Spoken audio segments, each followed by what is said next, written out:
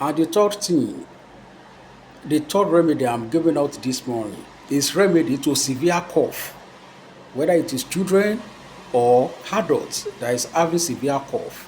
What are you going to get? Get 10 bitter kola, 10 pieces of bitter kola. Peel it, then grind to a smooth powder. Even if it is not smooth enough, grind it to a coarse powder. Then mix with honey. Adult 3 spoonful. Yes, honey of half a Coca-Cola bottle, it's okay. Adult 3 spoonful.